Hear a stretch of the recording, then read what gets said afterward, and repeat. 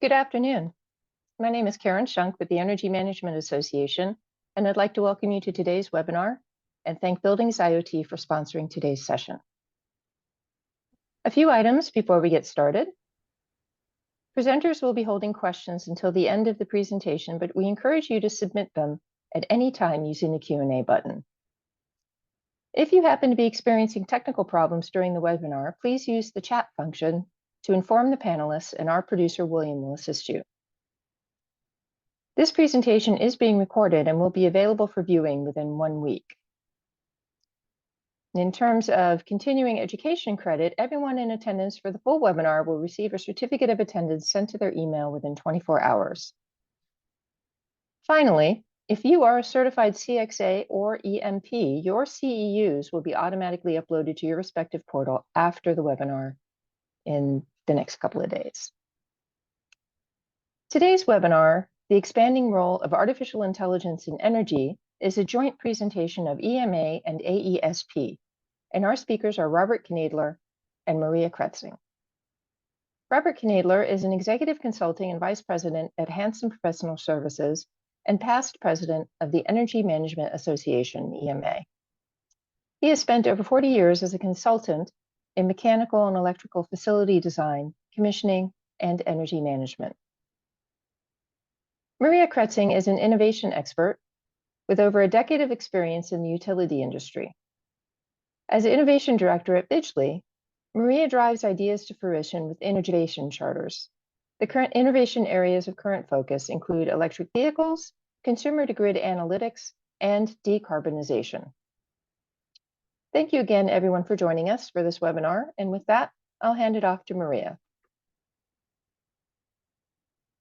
Thank you so much. It's great to have everyone on this webinar today. I'm going to lead the first portion of the session.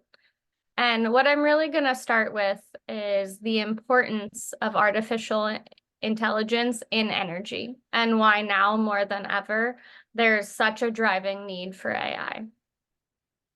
I'll start with, what are mega trends that we're seeing within the energy as well as the utility industry that is driving both opportunities and threats for our industry, but really priming us for this huge surge of artificial intelligence.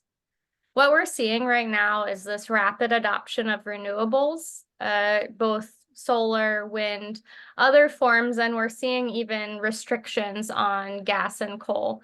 This is going to change our essentially, both supply profile and may necessitate the change of a demand profile. We also see, in addition to just energy efficiency, which we've seen for years, we see this rise in electrification, both through vehicle electrification, but also through building electrification. And this is something that, again, many states are pushing for in the US, and more broadly internationally, we're seeing broad pushes for. Again, we see EV adoption. I think this gets a lot of the attention because there's huge loads associated with EVs. So when we think about a Tesla Model 3, we just think of a cool car, but on the energy side, you could be seeing 10 kW to 15 kW load to charge that electric vehicle, which is significantly going to change that demand profile and also that customer profile. We also see DERs, again, distributed energy resources, includes batteries, electric vehicles, solar.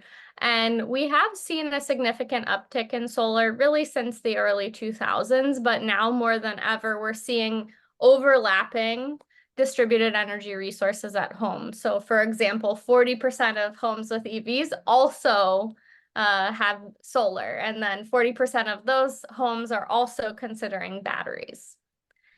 One thing that we often, we don't always talk about is changing customer needs as well. So customers today are used to the Netflix, the Google, these premier digital experiences, and they want the same from their utility providers or energy providers.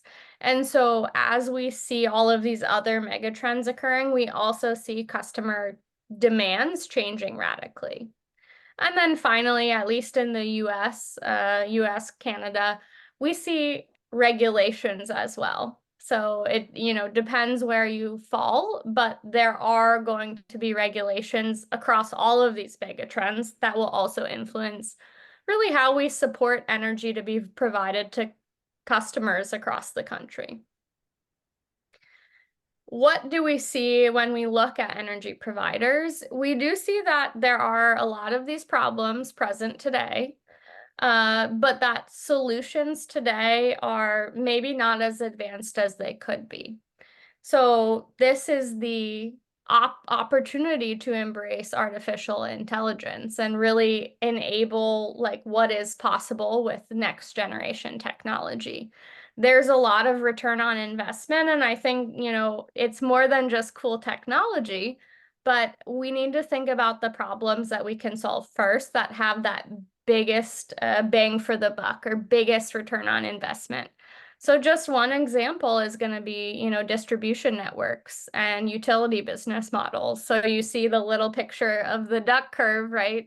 But I mentioned both electrification and changes in supply side. There's going to be an extreme need for balancing supply and demand in the future.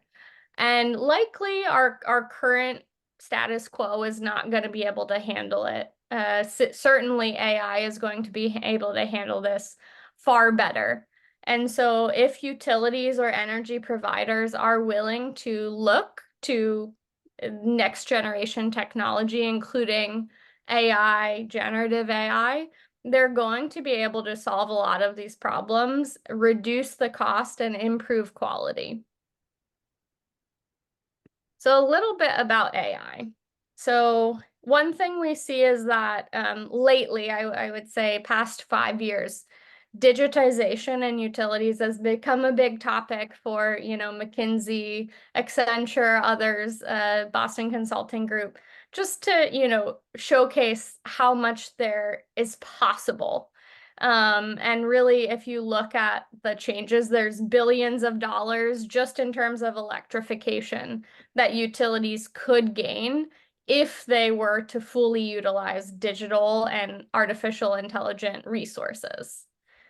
So you may think, wow, AI is pretty new, right? At least fairly new to the utility space. But actually, when we look at artificial intelligence, AI dates back all the way to the 40s. So I would say if you look at the most recent time period, you see significant, uptick in events. So we're certainly, if you think about an innovation growth curve, you're certainly seeing hockey stick growth in terms of AI advances over the past 20 years.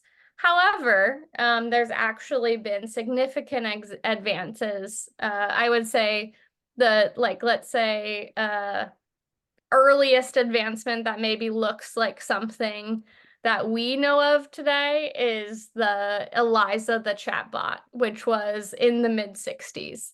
But if we think about even companies like Bidgely, where I work, we've been doing artificial intelligence for utilities and energy providers for the past 15 years. Now, with the advancement of ChatGPT, OpenAI, other providers, I think we're finally getting this excitement around AI and it's becoming more of a household topic. But what I want to share with you today is to talk a little bit about what Bidgely does and teach you a bit about the concepts, that we've already developed and what we're looking at next, and how those different concepts can really drive use cases for energy providers. So let's take a look under the hood.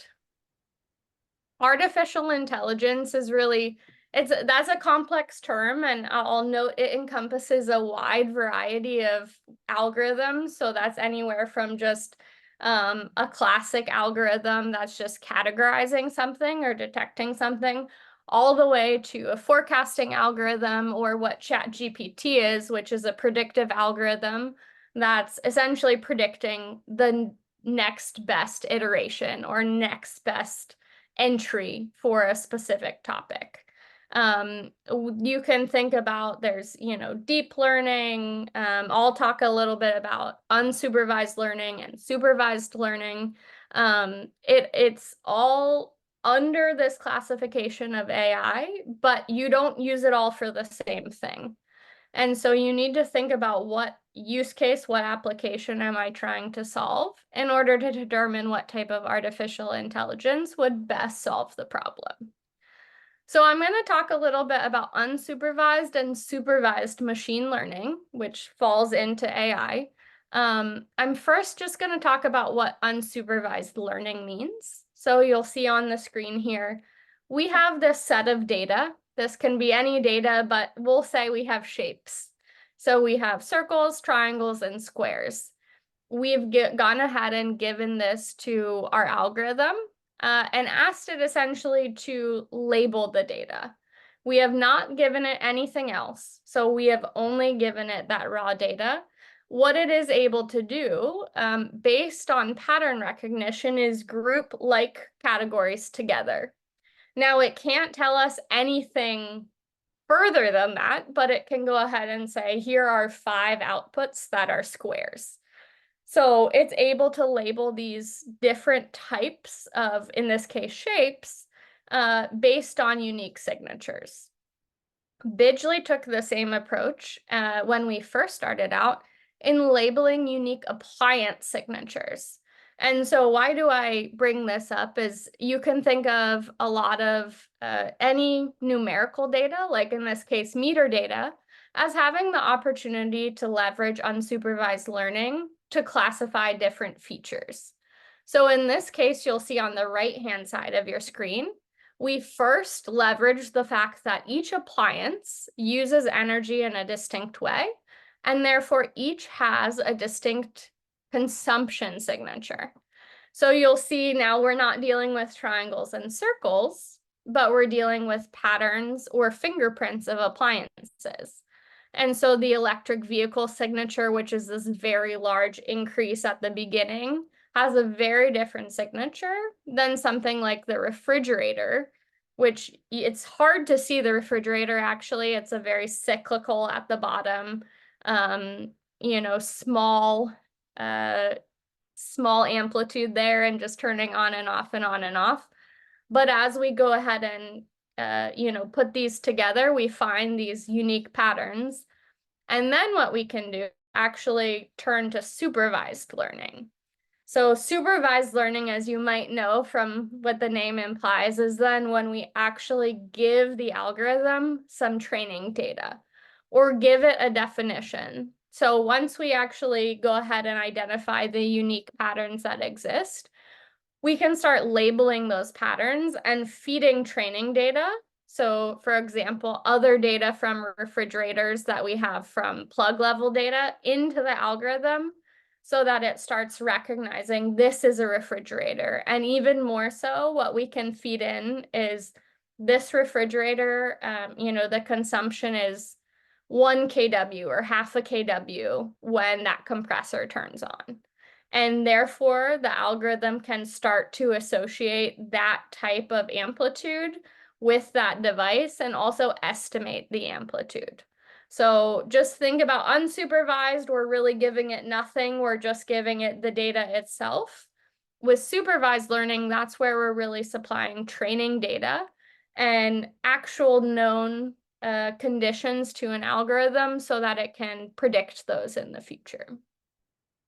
What we see with appliances, so we're able to create, the different categories of appliances, heating, cooling, pool pumps, electric vehicles. And then what we can do is we can actually extrapolate that into the future. So we're also able to, for example, take a look at that appliance usage. We can start to look at trends and then look at how that will develop over time. So what you can see is that in addition to just what we would call as prescriptive or historical analysis, you can start to do predictive analysis, which is really, that's a little more about similar to generative AI or forecasting, where we're going to be able to predict what's next. So in this case, you can see something, I'll just say this upper left-hand graph may show you forecasting of electric vehicles. And through a set of perhaps 5,000 electric vehicle owners in a territory, you're also able to then forecast future trends. And so that's the top level view, but what does this really look like at the bottom level? I already showed this image for you. I think the important thing to note is, this technology is just with machine learning, doesn't require any hardware, and we're able to actually use the signal classification to determine every appliance and the estimation. But what I really want to show is what's the machine looking at, right? Because it's easy enough to say that. It's easy enough to say, oh, it's simply classifying a dishwasher like it could classify squares. But we all know it's not that easy. So what the machine and what the algorithm is actually taking as input data is smart meter data. And so smart meter data, what I'm showing you right here is an example of input from a year of a 15-minute interval smart meter. What we're able to see on this visual is every single day throughout a year. So that's on the y-axis. And we're also able to see every hour of the day. And so in this case, when I said, we can classify a square, in this case, look at the pool pump, right? Where it's not a square, but it is a unique, in that summer period, there is a very, we would call it a hot section where there's this yellow-orange tint, and it's in a unique shape. We see that it doesn't occur in the winter and that it just occurs between distinct hours. So when we see something like that, we can go ahead and assign a pattern. And then as we do the supervised learning, can give it that definition of pool pump, and then give it, more and more training data so it gets better and better at recognizing what a pool pump is. And so we call this a heat map, and we would refer to this as heat map detection.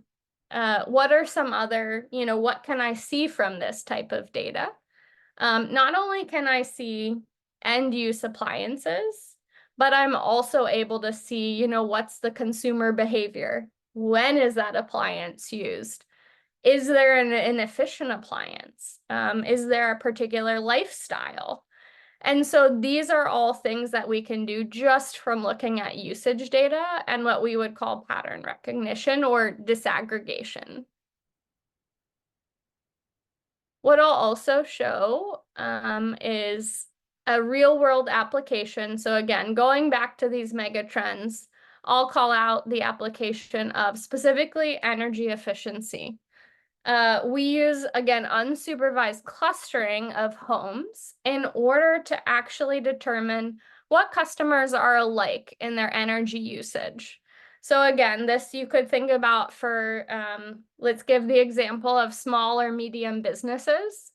Restaurants may tend to have similar energy consumption.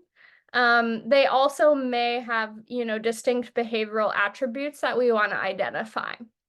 So what we can do is we can actually use that same principle of unsupervised learning to identify squares or circles in order to go ahead and look at what certain customers have in common.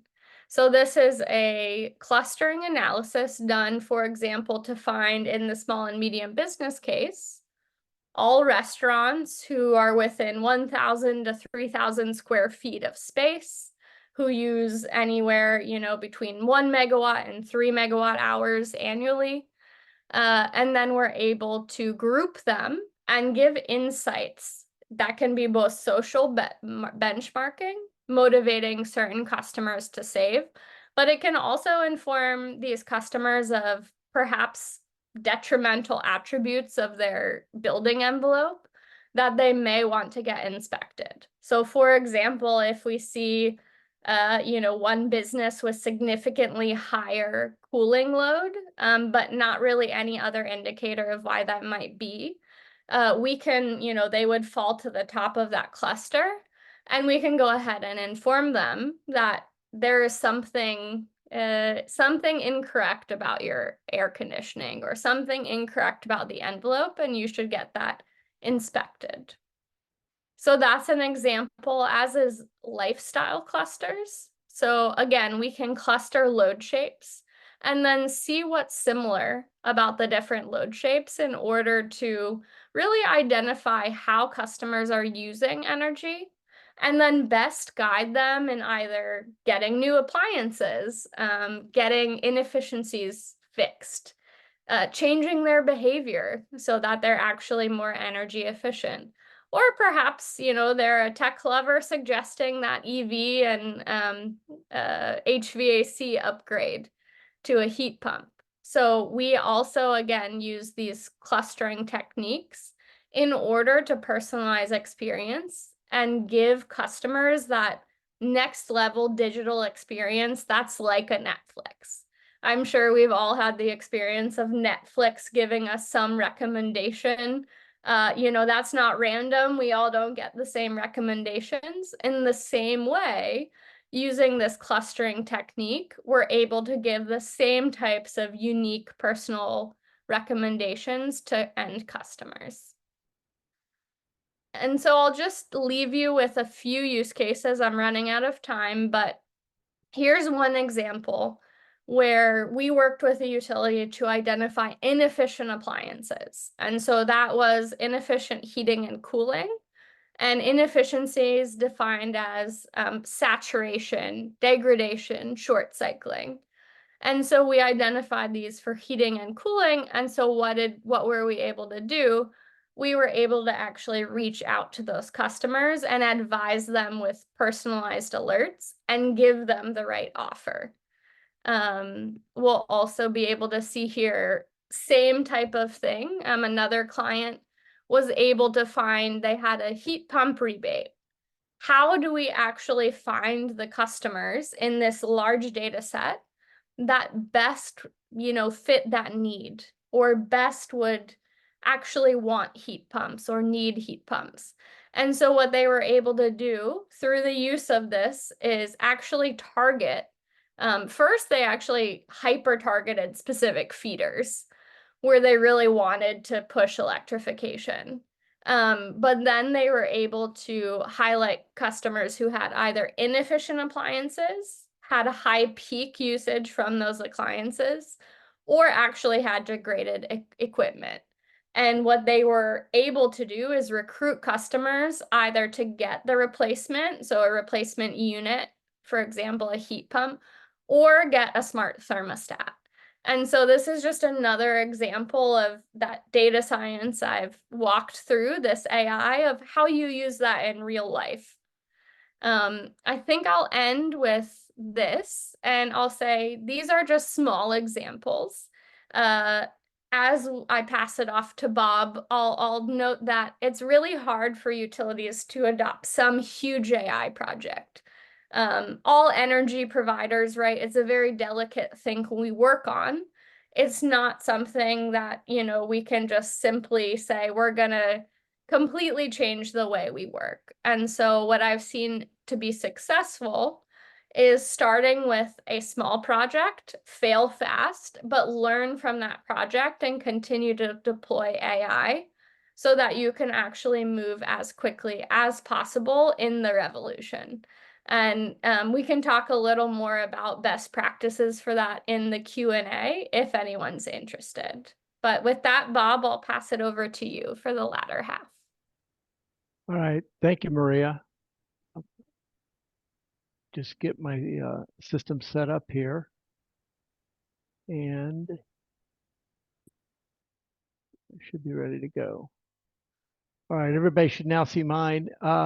Maria did a great job talking a little bit about, how they work through a lot of this information, getting gaining a lot of the metered information and then basically working on the algorithms and that. I'm going to take a little bit of a higher level because I want to really talk a little bit more of the expanse of AI in the energy sector.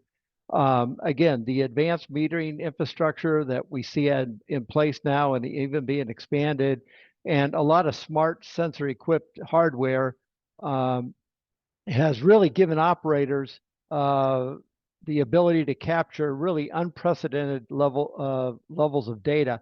And it's that amount of data and the ability to analyze that amount of data that has really allowed AI to do a lot of things within the energy sector. We're seeing a real expansive here, as you can see here.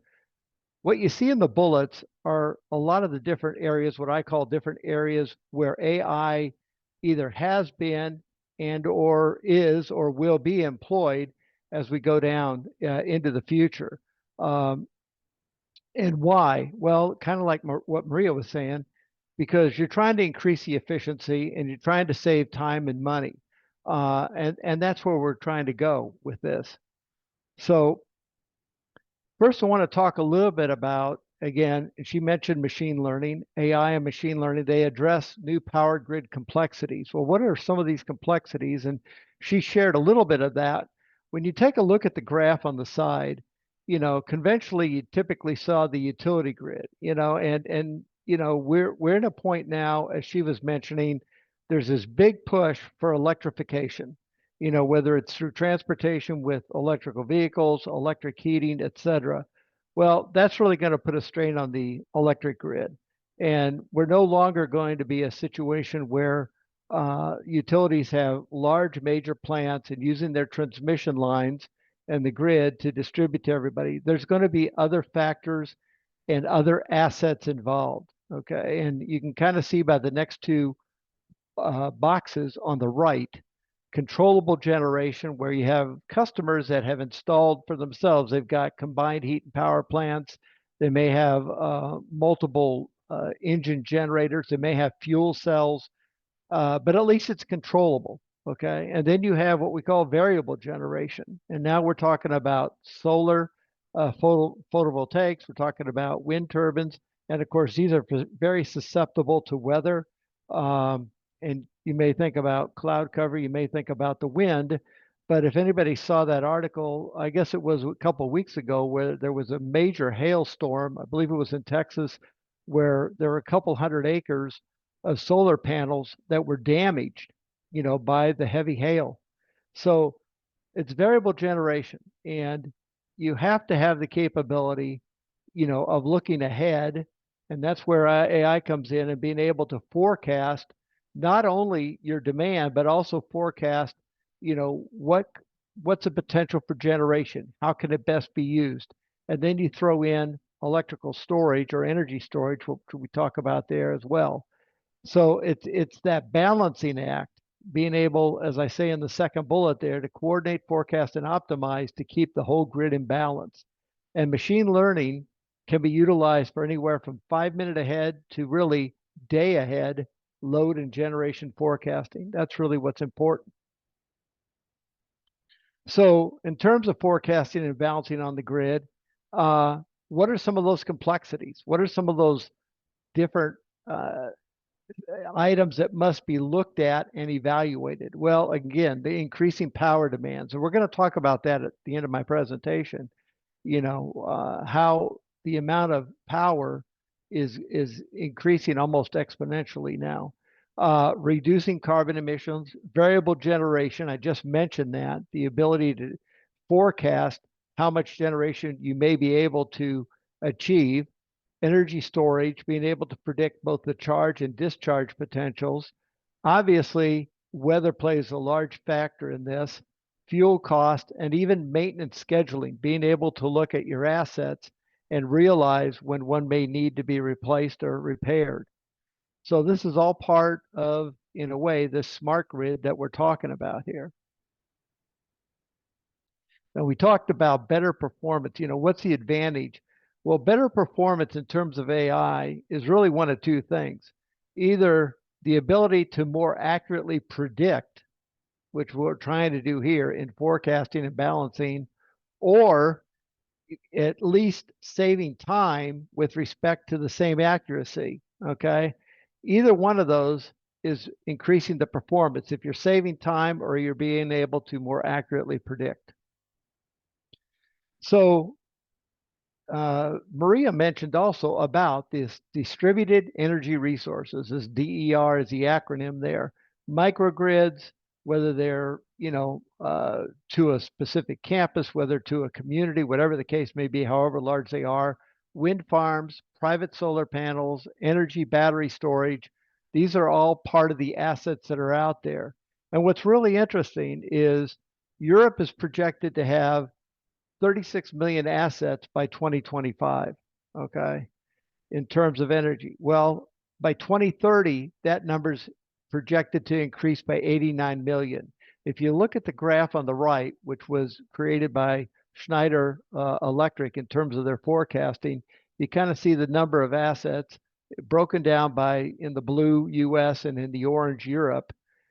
At the same time that the number of assets is going up, the medium power plant size in Europe drops from 800 megawatts in 2012 down to 32 megawatts by 2050. That's what's projected.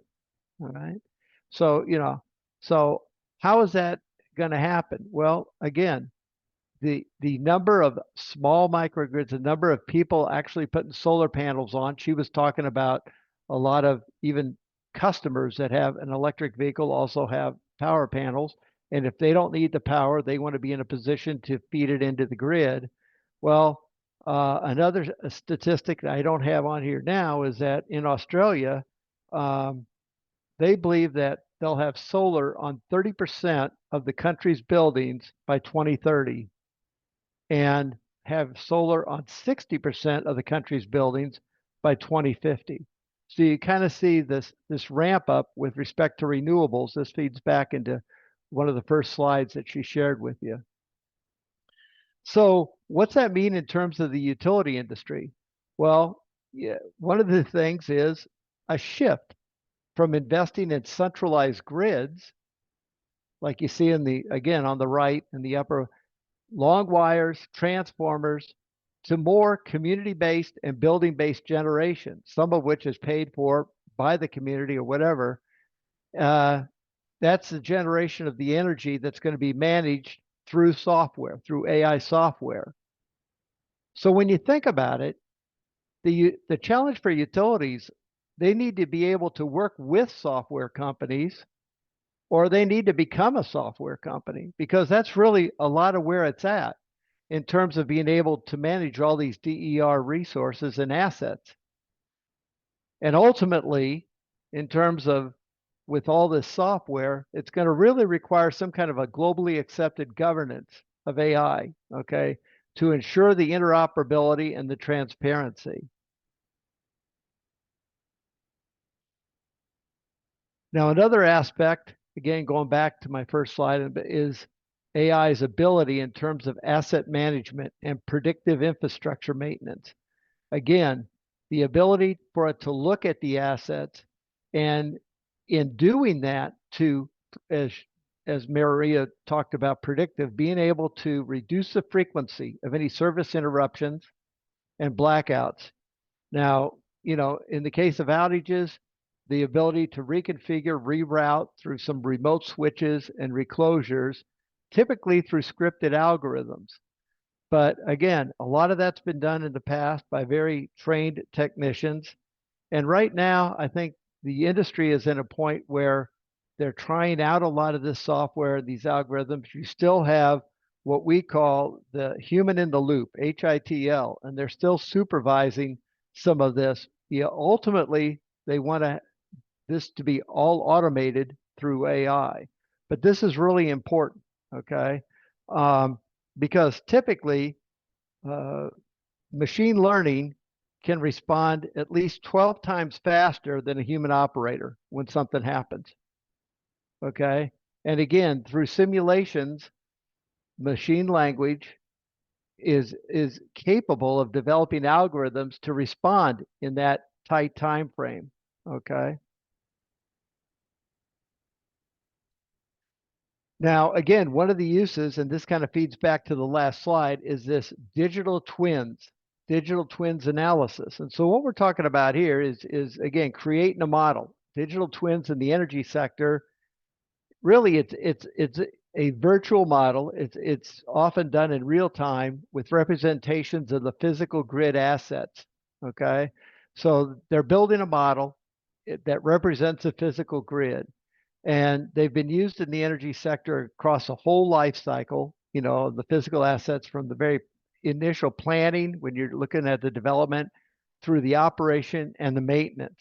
Okay. And they're applied, as you can see there, across different energy domains, all the way from the generation of electricity through the transmission and then to the final distribution. Uh, you know, a lot of this is advanced physics and mathematics. A lot of these models really give what if scenarios, what happens. I equate this a little bit, with my background in engineering to when they started to develop energy models years ago to take a building and to basically through modeling anticipate what the loads will be, and then model various pieces of equipment to see what may be the most efficient, or even in terms of building the envelope and the orientation of the building. And then they were able to use 8760 weather data. So those models have come a long way. The same thing is happening here in the energy industry with respect to representations of the physical grid. Okay. I mean, machine language algorithms, have the most impact when they're modeling events that have occurred really a number of times. They're great for storms because they learn, from that much more so than, let's say, a black swan event that has a high impact, but it really is almost difficult to predict. Another aspect of AI in the energy is in energy trading. Essentially, energy trading is the buying and selling of electricity and natural gas and other forms of energy. You have regulated states and you have deregulated states, and people that understand that you may have the opportunity to purchase energy from another source, if you're in a deregulated state. But energy trading processes, a lot of them are automated now. They're based on machine performance data such as historical data, projected demand, real-time performance, as we talk about there, and even weather that are incorporated. In the graphic that you see there, GE Power partnered with Power Cost to tie machine-to-machine data within the utilities for energy trading systems. The whole idea is to be able to sell any excess capacity on the open market. And one of the other things I want to talk about in terms of AI is cybersecurity. And it's really, in a way, there's both challenges and the ability to use AI for cybersecurity. On the challenge side, again, one of the things about energy is it's our most critical infrastructure. Anybody that, whether you know it or not, the federal government has really 16 classes of what they call critical infrastructure in the United States. And there's various areas, dealing with financial and banking, dealing with, the potable water system, transportation, various ones. But of those 16, the most critical is energy because the other 15 depend upon energy. Okay. So it's very, very important that we have a secure energy system. Again, numerous distributed energy resources. One of the things it does is it affords more opportunities for malicious actors. Obviously, if you've got a number of different microgrids and different assets out there that are all tied back in, that's more opportunities for an attack to the grid. Okay. And another challenge is sophisticated adversaries could employ AI. Okay. The energy utilities are using them. Adversaries are going to eventually employ AI to attack various systems in the grid. And an over-reliance on AI could result in a number of false positives, and that could lead to alert fatigue among various security officials. But on the other hand, there's a number of benefits to utilizing AI in cybersecurity. And And you can kind of see by the list of 7 bullets there, advanced threat protection, various adaptive security measures, large-scale data analysis, and it can even help reduce false positives. So it's a two-edged sword, but we have to be alert. A lot of utilities today are fending off attacks on really a daily basis to their infrastructure systems. And then I want to talk a little bit about energy demand, energy consumption. One of the things about AI is its appetite for energy. Okay. Looking at statistics, and I'm talking, quoting McKinsey here, by 2030, data centers are expected to reach 35 gigawatts of power consumption annually. And that's up from 17 gigawatts last year. That means it almost doubled in the amount of power that they're going to consume. And a recent Cowen research report estimated that AI data centers would require more than 5 times the power of traditional facilities, traditional data centers. Some forecasts predict that data centers could draw up to 21% of the world's electricity by 2030. That's a staggering number. I mean, I could tell you right now that in the US, right now there's about 2,700 data centers, and in 2022, they consumed 4% of the electricity in the country. By next year, 2020, or by 2026, they're projected to consume over 6%.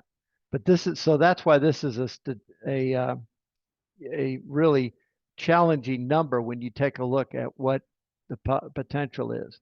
But I'm going to leave you with 2 last slides here. One of them, and this last graph I have is from 2022, and this goes back and shows you the primary energy consumption, and it is broken down by source. You can see by the colors on the right-hand side in the y-axis, from 1800 all the way to 2022, and the tremendous growth and the amount of energy consumption. And this is measured in terawatt hours. Terawatt hours it's a unit of energy equal to outputting 1 trillion watts for 1 hour. Okay. So you can kind of see how this demand has shot up significantly. Now, and there's a number of articles out there, but there was one that came out that I thought was a very telling article on the Washington Post, I guess between 4 and 6 weeks ago. And the title of it was, "Amid Explosive Demand, America is Running Out of Power." And it's a long article that talks about, and it goes around the country. But for example, it starts out in that quote, "Vast swaths of the United States are at risk for running short of power as electricity-hungry data centers and clean technology factories proliferate around the country, leaving utilities and regulators grasping for credible plans to expand the nation's creaking power grid." Now, Georgia, which has really welcomed data centers, one of the things there is in Georgia, demand for industrial power is surging to record highs, with the projection of new electricity use for the next decade now 17 times what it was only recently. When you look at the numbers, it's staggering, said Jason Shaw, chairman of the Georgia Public Service Commission, which regulates electricity. It makes you scratch your head and wonder how we ended up in this situation. How were our projections that far off? And that's pretty much consistent if you take a look, because between AI and data centers, you've also got crypto mining. Believe it or not, cannabis production is a big user of electricity. Maria talked about electric vehicles. There's a real push even towards electric heating using heat pumps. So there's a tremendous push not only towards the electrification, but what has to come out of that. There were a couple of developers in Portland, Oregon, that were developing a new data center. They did not realize they were going to have any problem getting electricity. they were looking for 60 megawatts of power for their data center, which is roughly the equivalent of powering 45,000 homes. Okay. And when the local power company said there's no way we can provide that, they're investing in fuel cells, and they're basically using natural gas, and they're going to basically power their facility that way. So with that, that concludes my portion, and we're now open for any questions and answers.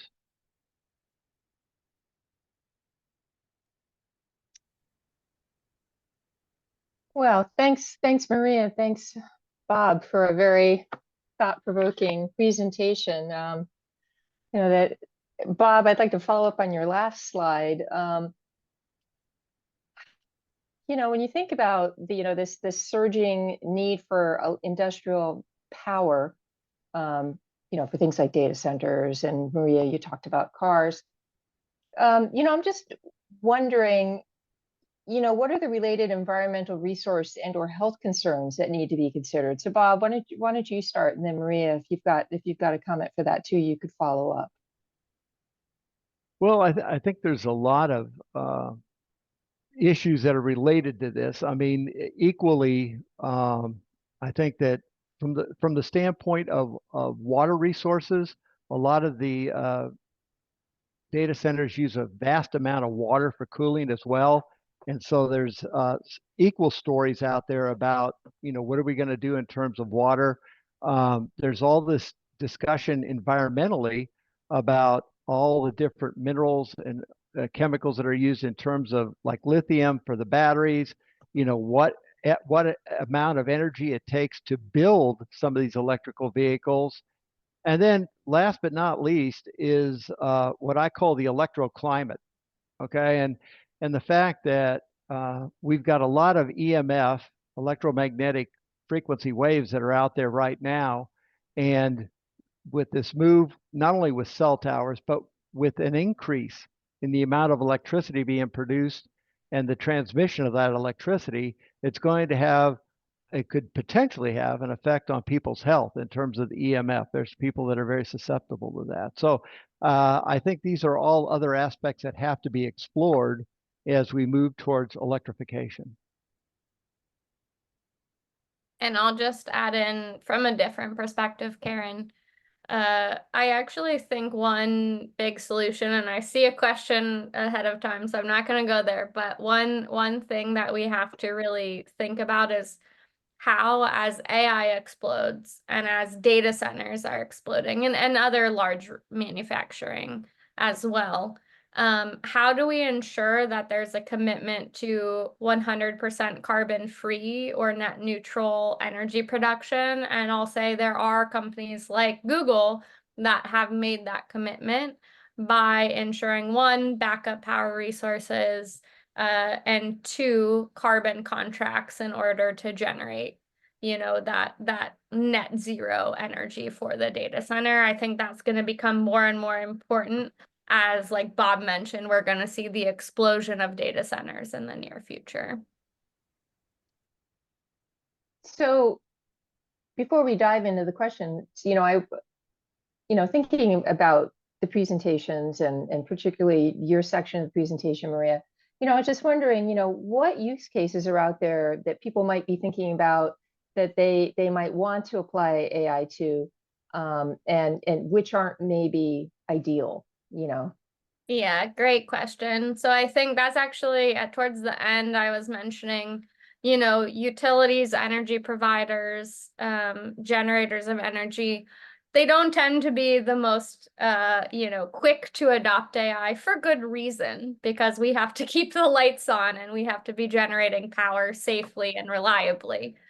For that reason, I think it's best to start with, low-hanging fruit in your AI venture to learn in a safe and comfortable way, and then build upon that. So I'll just give an example.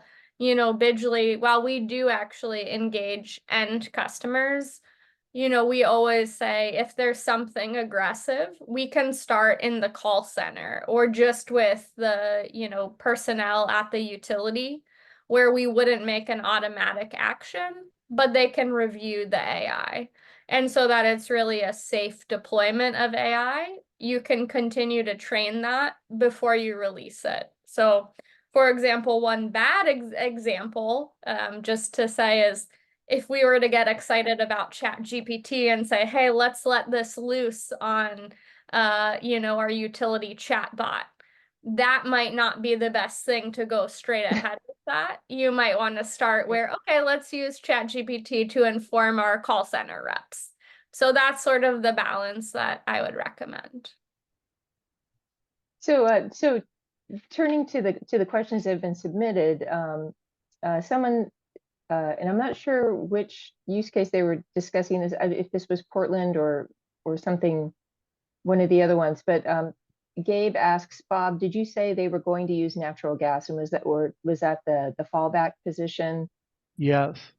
For Portland? Fuel cells basically generate electricity, and typically the fuel used is natural gas. Yeah, so that was their fallback position. Okay. And then the follow-up question to that was, isn't that in contradiction to the attempt to push to be fully electrical? Well, exactly. This is a challenge that we have. I mean, there's a number of coal-powered power plants right now that were scheduled to be demolished or basically, decommissioned, and they're still running, okay, because of the high demand for electricity right now. And people are looking, absolutely, okay, we need to move towards renewables. And you're talking about solar, we're talking about wind. But again, these, as you saw my slide, these are variable generation resources, okay? And they can only produce when the weather or the sun, whatever is available. Now there's advantages. We're starting to see growth in the storage market for the ability to store energy, but at the same time, you're still going to be relying on these other fuel sources for quite a while. I mean, you're not going to. Now, yes, absolutely, Maria's right. Facebook, Google, a lot of these have made commitments that we're going to be 100% renewable by 2030, by 2035, whatever the case may be. But at the same time, you look at the growth and the demand and everybody moving towards electrification, it's going to be a real challenge. It's going to be a real challenge. And we're not going to be able to phase out alternate fuel sources as quickly as they think they're going to be. Well, staying kind of on that topic, we do have a question from Robert, who says, given the staggering difference between the projected and actual electrical demand, what is the role of AI to correct those projections?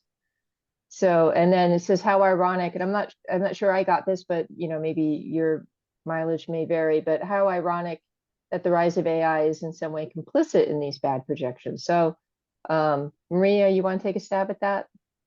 Yeah, and there was another question that I liked, particularly direct, of like, is AI the problem or the solution? Same thing here is both. like, yeah, AI is, I'll say, somewhat involved in some of those projections not being entirely correct. Right. I think I'll leave it as it is very ironic. I think one thing to think about is, especially as AI develops at a faster and faster pace, we can no longer rely on some of the long-term projections. Really, like, I think right now, forecasting 10 years out is, I don't want to say laughable, but it's a stretch, right? Because there's so much that's changing in both electrification and these other manufacturing types of Bitcoin, cannabis, data centers, other endeavors. And so what I might say, more so just to address this like chicken and the egg thing of AI is driving so much of the electricity demand, but yet it can also help us. The utility industry, the energy industry cannot stop the AI revolution, and the bulk of that will occur whether we like it or not. And in response, I think we need to solve it through artificial intelligence as much as we can, just to gain ROI and to gain efficiencies. And Robert, I don't know if you have anything, more to add. Well, I think, again, one of the things that, again, getting back to AI and the projection of demand and the projection of load, et cetera, and the ability to say, okay, historically we've seen this, the ability to shift, various demands during different times of the day or different days of the week, whatever, and the ability to basically store energy when we can, for that charge discharge cycle. It is going to be part of the solution. It is going to be part of the solution, but we really have to take a hard look. There's a lot of communities, well, it's kind of like Georgia, that have welcomed and have really sought to have investment in data centers and in industry that consumes a large amount of electricity. And now they're sitting there and the utility company is like, what are we going to do? We cannot provide it. Or in a couple cases, and I believe it was in Iowa, where the town, it was a small town, we don't know if we've got the water, the ability to basically cool it. So there's going to be a lot of challenges. But it isn't, like I said earlier, it's the number one most critical infrastructure. Mm-hmm. So to close out the Q&A, we have I think this will take a minute or two to respond to, but that's why I'm taking this one as last. Tony asks, as machines continue to learn, does their predicting accuracy tend to improve? And what about predicting extreme or unusual events rather than just trends? So something a bit more specific. Maria, you want to start? Yeah, I'll chime in first, and then Bob, you can take it from me. So yes and no. I think one thing is machine learning, as much as we'd love it to just learn on demand perfectly, that is not how it works. However, as we, for example, at Bidgely, will feed the algorithms what we would call ground truth, or those known true events. And as we have, more historical events, we're able to give it more ground truth. That does improve the output. Now, you mentioned something that is an exception to this, which is extreme and unusual events. And why I call this out is if you do not have the data to train the algorithm on extreme and unusual events, or I'm unable to predict those, then therefore I actually may have a worse result, because I'm using historic data to do that prediction. You can, I'll say, if you add in a forecasting around the extreme and unusual events and then tie that to another algorithm, that would be your best bet. But it's really one of those things where just adding data doesn't always introduce the best result. It has to be done carefully. Yeah, and I'll just briefly respond to that. I mentioned earlier the same thing, that for machine learning and the ability to learn, looking at historical data and what's happened in the past, it's great for things that have happened a number of times, like storms. In other words, AI can help in looking at weather data, predicting a storm, and anticipating how many people may be out of power, how it may have to reroute things. But if there's like I call a black swan, a very high impact event that nobody can predict, that nobody can really model, we didn't know what was going to happen, then AI is not going to be able to do it. Okay, it's not going to be effective.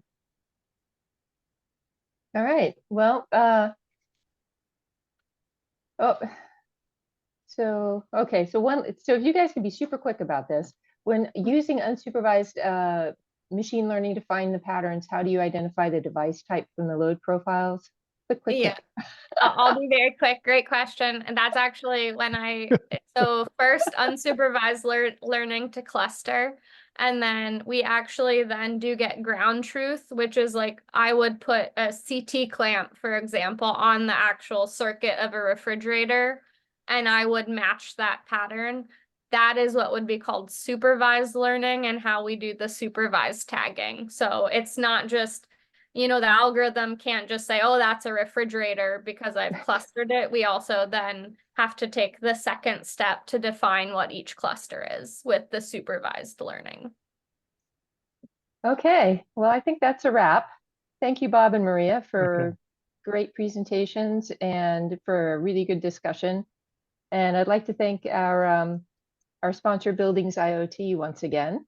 And Bob, if we could just, there we go. The last slide, we want to make sure that everyone's aware, you know, the Energy Management Association, we manage the EMP, the Energy Management Professional Certification. So we're having at CX Energy in San Diego, April 29th and 30th, an EMP seminar and exam, which is going to be taught by Bob Knoedler, our speaker today. So thank you again, everybody, and see you at the next webinar in May.